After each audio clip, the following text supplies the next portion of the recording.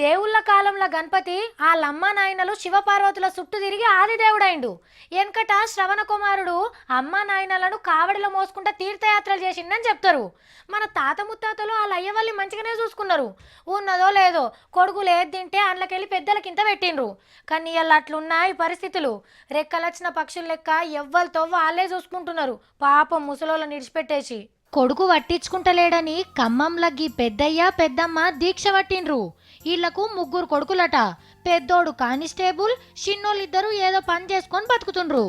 అయితే తల్లిదండ్రులకు తమ్ముళ్ళిద్దరూ షెరింత పైకమిచ్చిండ్రట. కానిస్టేబుల్ అన్న చూస్తలేడని దీక్ష చేస్తుండ్రు. లింగన్న, నువ్వు ఇంటికి పెద్ద కొడుకువే, అమ్మ నాయనలకి ఇట్లా బయటకు వస్తే ఏం మంచిగానే. మొన్ననే సర్కార్ జీతం కూడా పెంచే. నువ్వు గవర్నమెంట్ కొలువు చేస్తున్నావని అమ్మా నాయనకు పెన్షన్ కూడా ఇస్తలేకుండొచ్చురు. అన్నీ తెలిసినోనివి నువ్వే ఇట్లా చేస్తే ఎట్లనన్నా? గంత పెద్ద బ్యానర్ కొట్టించిండ్రంటే దీని వెనక ఇంకెవలో ఉన్నట్టున్నారు. అమ్మా నాయనకు తెలియక ధర్నా చేస్తున్నట్టున్నారు. జర పెద్ద మనసు చేసుకొని నువ్వే జర దగ్గరికి తీసి మంచి చెడ్డలు అరుచుకో అన్నా.